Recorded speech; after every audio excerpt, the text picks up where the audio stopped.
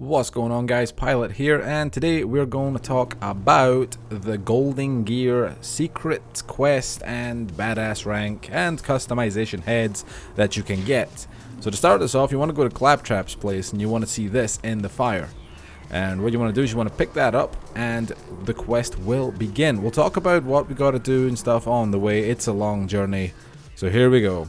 Up in the top left here, you'll see the route you gotta take. You gotta go through the Windshear Waste to the Southern Shelf, to Three Horns Divide, to Three Horns Valley, to the Dust, and then finally to the Iridium Blight and up the Volcano.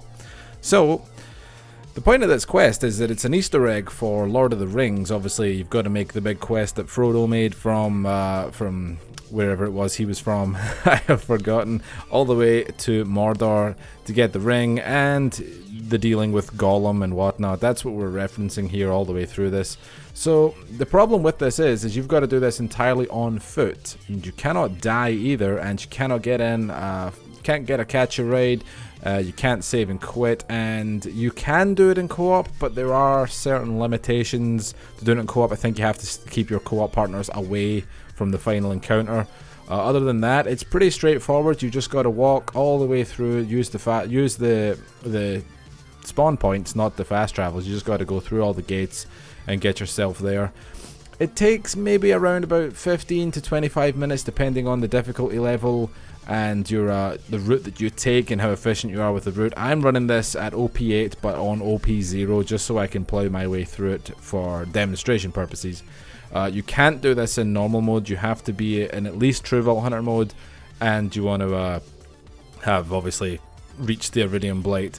I would recommend that you do the story first so that you unlock the bridge at the beginning of the Iridium Blight, which is locked off the first time you come there. You'll see when I get there that's the route I'm taking. I've taken a strange route here actually. I went through the left fork of Three Horns Valley into the Dust. You can take the left fork or the right fork. It doesn't really make a difference. But you know, it's about 10-20 seconds difference. It's not a big deal. So when you get all the way through here, you're going to come to the Iridium Blight and you're going to have to traverse up a volcano. If you enjoy platforming, you're probably going to enjoy this. If platforming isn't your thing, you might have a bit of a tough time here.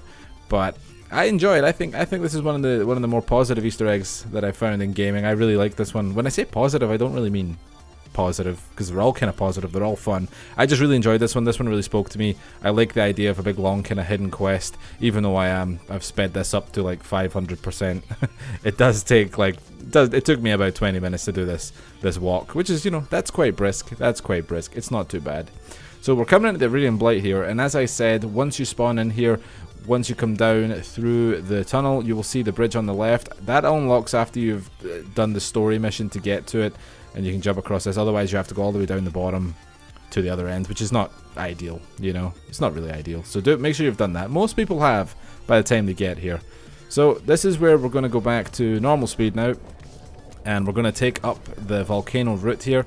Like I said, this is a lot of fun if you enjoy platforming, but if you don't, you might get frustrated, but I've done it so many times it's like second nature to me, so I'm going to talk you through it. It's fun. I really like it.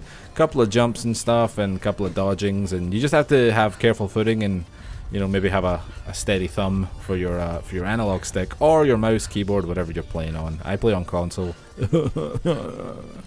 So coming out to this first jump here, and it is pretty straightforward. This one, you just got to jump. You don't want to go anywhere near that lava, by the way. That lava will get you gone.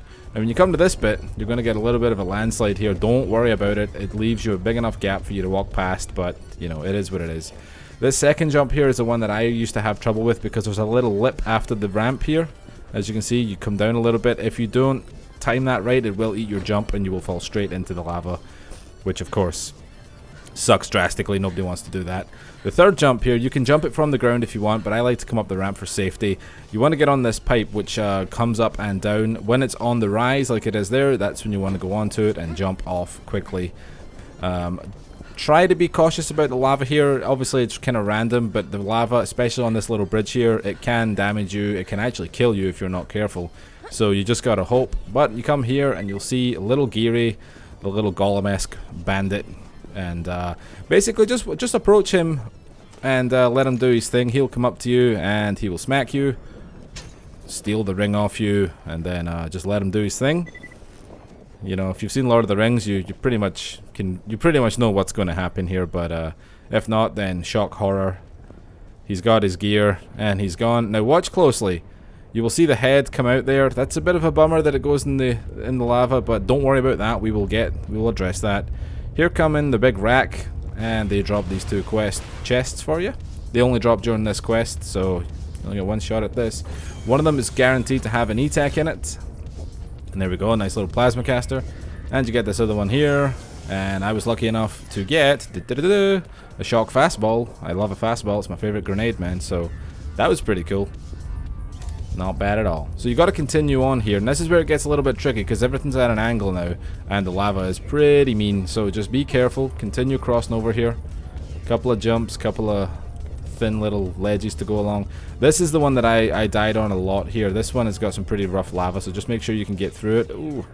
And then stop here as the lava rises. Uh-oh. Can't say the lava rises, man. Yeesh. So wait till that goes down. Jump on here. Final little jump. Make sure you're careful on your footing here. And across you go. And when you land over here, you will get the challenge complete. And that's the Easter egg completed. And your other chest, which wow. She says wow at that. Okay. But you can come back, as you see here. I've just walked back from the Iridium Blight. Geary will always be here if you come back. You can save and quit and come back. He won't bother you now because you don't have the ring, so you can just shoot him as you want. He has like no HP. So bang, dead, and head. And you can repeat that as much as you want. You just have to do the Iridium Blight part. The only part for the badass rank of the quest you have to do from the beginning. Other than that, you can just come from the Iridium Blight. So this is the Maya head that you get. It's a reference to Grey Fox, the ninja from Metal Gear Solid, which I absolutely love. So that's excellent. And Axton's head is a similar thing. It's a reference to Psycho Mantis from Metal Gear Solid. Again, that's really cool. I really like those two. They were my 2 favorite from these drops. From Zero, you get an alien head. I'm not too keen on. I don't hate it, but it's not one I would wear. But it's still pretty cool if you're into that. Some people probably love it. Salvador has got this Marshall mustache. It's pretty self-explanatory. There's nothing really to mention of that. It's pretty cool.